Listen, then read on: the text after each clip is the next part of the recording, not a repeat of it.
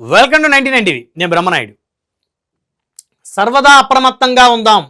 జనసేన అధినేత శ్రీ పవన్ కళ్యాణ్ గారు జనసేన పార్టీ అఫీషియల్గా ఒక లెటరు రిలీజ్ చేసింది.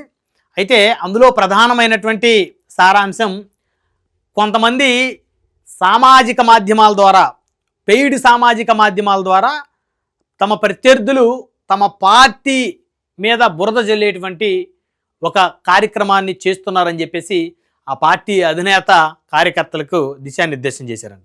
ఒకసారి చదువుదాం. జనసేనపై ఎటువంటి దుష్ట శక్తుల దృష్టి సోకకుండా కాపు కాస్తున్న జన సైనికులు, వీర మహిళలు, నాయకులు సర్వదా ప్రశంసనీయులు అన్నారు ఉప ముఖ్యమంత్రి వర్యులు జనసేన అధ్యక్షులు శ్రీ పవన్ కళ్యాణ్ గారు. అంటే జనసేన పార్టీ మీద ఎలాంటి దుష్ట శక్తుల దృష్టి పడకుండా కాపు కాస్తున్నటువంటి వీర మహిళలకి, అదేవిధంగా జన సైనికులకి, నాయకులకి వారందరికీ ప్రశంసలు తెలియజేశారు. పార్టీకి చెందిన కొందరు నాయకులతో మాట్లాడుతూ పార్టీ సంస్థాగత విషయాలపై దిశానిర్దేశం చేశారు. ఈ సందర్భంగా శ్రీ పవన్ కళ్యాణ్ గారు మాట్లాడుతూ, ఈ మధ్యకాలంలో వ్యక్తుల మధ్య జరుగుతున్న ఘర్షణలు, ఆర్థిక లావాదేవీలు, మానసిక బలహీనతలు, వ్యక్తిగత కుల విభేదాలను జనసేనకు ఆపాదించడానికి కిరాయి వ్యక్తులు, కిరాయి మాధ్యమాలు కలిసి కుయుక్తులు పన్నుతున్నారు అని చెప్పేసి ఆయన పెద్ద స్టేట్మెంట్ ఇచ్చారు. అంటే ఏం జరుగుతుంది? ఎక్కడో ఎవరో కొట్టుకుంటే, ఎక్కడో ఏదో ఒక చిన్న సంఘటన జరిగితే, సో ఎవరో ఎవరితోనో సంబంధాలను పెట్టుకుంటే వాటిని తీసుకొని వచ్చి జనసేన పార్టీ మీద రుద్దుతూ ఆ పార్టీని డ్యామేజ్ చేయాలని చెప్పేసి కొంతమంది కిరాయి వ్యక్తులు ప్రయత్నం చేస్తున్నారని చెప్పేసి ఏపీ డిప్యూటీ సీఎం అన్నారు.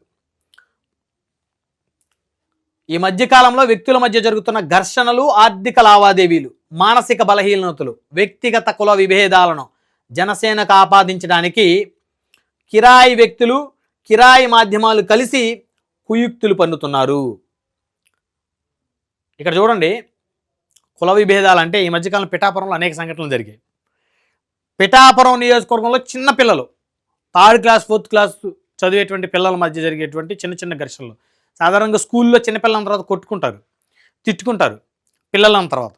వాటిల్ని కులాలకు ఆపాదించి కొంతమంది వ్యక్తులు ఉద్దేశపూర్వకంగా జనసేన మీద రుద్దుతూ జనసేనని డ్యామేజ్ చేయాలని చూస్తున్నారని డిప్యూటీ సీఎం అన్నారు. ఇక్కడ చూస్తే జనసేనకు ఆపాదించడానికి కిరాయి వ్యక్తులు, కిరాయి వక్తలు అంటే మాట్లాడేవాళ్ళు,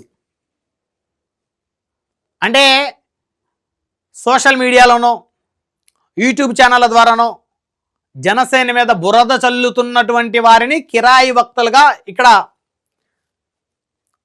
వారిని మెన్షన్ చేశారు. జనసేనకు ఆపాదించడానికి కిరాయి వక్తలు, కిరాయి మాధ్యమాలు కలిసి కుయుక్తులు పన్నుతున్నాయి. అంటే ఎక్కడ ఏం జరిగినా, ఏ సంఘటన జరిగినా ఆ సంఘటన తీసుకొచ్చి జనసేనకు అంటగట్టడం. సో వాటిని ఎవరు హైలైట్ చేస్తున్నారు? కిరాయి వక్తలు. ఎవరైతే కిరాయి వక్తలు ఉన్నారో వాళ్ళు హైలైట్ చేస్తూ ఉన్నారు. సో కాబట్టి ఆ కిరాయి వక్తలు, కిరాయి మాధ్యమాలు కలిసి కుయుక్తులు పన్నుతున్నాయి అని చెప్తున్నారు. జనసేనకు ఆపాదించడానికి వాళ్ళు చేస్తున్నటువంటి వ్యవహారం ఇది. ముఖ్యంగా వివాహేతర సంబంధాల రచన కూడా పార్టీపై రుద్దాలని మార్గాలను అన్వేషిస్తున్నాయి. సమాజంలో ఎన్నో సంఘటనలు జరుగుతూ ఉన్నాయి, ఎన్నో దుర్ఘటనలు జరుగుతూ ఉన్నాయి. ప్రధానంగా చెప్పాలంటే వివాహేతర సంబంధాలు చూస్తున్నాం. దేశంలో, భారతదేశంలో వివిధ రాష్ట్రాల్లో, తెలుగు రాష్ట్రాల్లో భార్యను భర్త చంపటం, భర్తను భార్య చంపటం, సో వివాహేతర సంబంధాలకి దారితీసి ఒకరినొకరు చంపుకోవటం, అదేవిధంగా కొంత వివాహేతర సంబంధాలు కొనసాగుతున్న వైనాలు. అయితే కొన్ని సంఘటనలు జరిగినప్పుడు ఆ సంబంధాల రచన, వివాహేతర సంబంధాల రచన కూడా పార్టీపై రుద్దాలని మార్గాలు అన్వేషిస్తున్నాయంట. ఎవరో అన్వేషిస్తున్నారు? ఈ కిరాయి వక్తలు, అదేవిధంగా కిరాయి మాధ్యమాలు. వాళ్ళు కాసుకొని కూర్చున్నారు. ఎక్కడ ఏది జరిగినా అక్కడ జనసేనకు లింక్ కట్టడం, ఆ పార్టీని బదనం చేయాలనేటువంటి ఒక ప్రయత్నం చేస్తున్నారంట. ప్రజా ప్రయోజనాల దృష్ట్యా ఇటువంటి ప్రచారాలను మనం తీవ్రంగా ఖండించవలసిన అవసరం ఉంది. రాజ్యాంగబద్ధంగా ప్రజాసేవే పరమావధిగా జనసేన ప్రయాణం అప్రతిహాతంగా కొనసాగుతుంది. రాజ్యాంగబద్ధంగా ప్రజాసేవే పరమావధిగా ఎక్కడ కూడా డిప్యూటీ సీఎం గారు ఎక్కడ కూడా రాజ్యాంగానికి వ్యతిరేకంగా వెళ్ళటం లేదు.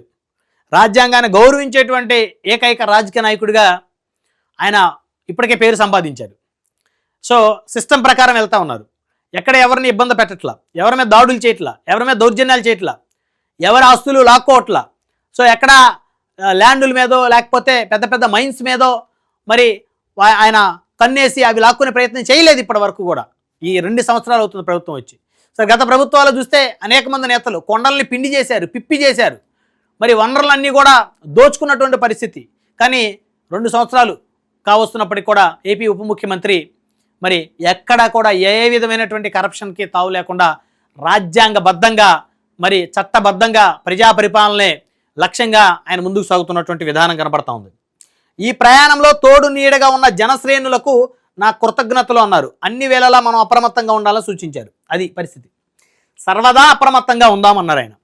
అంటే ఏంటి, ఎక్కడ ఏది జరిగినా దాన్ని తీసుకొని వచ్చి జనసేనకు అంటకట్టేటువంటి కార్యక్రమాలని, ఆ విధమైనటువంటి కార్యక్రమాలని ప్రోత్సహిస్తున్న వ్యక్తులు, మాట్లాడుతున్న వక్తలు, మరి సామాజిక మాధ్యమాలు, కొన్ని పెయిడ్ సామాజిక మాధ్యమాల గురించి ఆయనకు స్పష్టంగా నొక్కి వక్కానించినటువంటి పరిస్థితి ఉంది. అంటే జనసేన మీద బురద జల్లటానికి మరి ఎవరో కొంతమంది ఆ పార్టీ పడనటువంటి వ్యక్తులు ప్రత్యర్థ పార్టీలు అయి ఉండొచ్చు. మరి వారు పెయిడ్ వక్తల్ని, పెయిడ్ సామాజిక మాధ్యమాలని మరి పెంచి పోషిస్తూ అనునిత్యం జనసేనలో మరి ఆ పార్టీని మరి ప్రజలకి దూరం చేయాలనేటువంటి ఒక కుట్రను పన్నుతా ఉన్నారు అని చెప్పేసి ఆయన ఆవేదన వ్యక్తం చేశారు. అందుకనే సర్వదా అప్రమత్తంగా ఉండాలని చెప్పేసి ఆ పార్టీ అధినేత పిలుపునిచ్చారు. ఆ పార్టీ అధికారికంగా ఈ అంశాన్ని రిలీజ్ కూడా చేసినటువంటి పరిస్థితి ఉంది ఒక లెటర్ ప్యాడ్ మీద.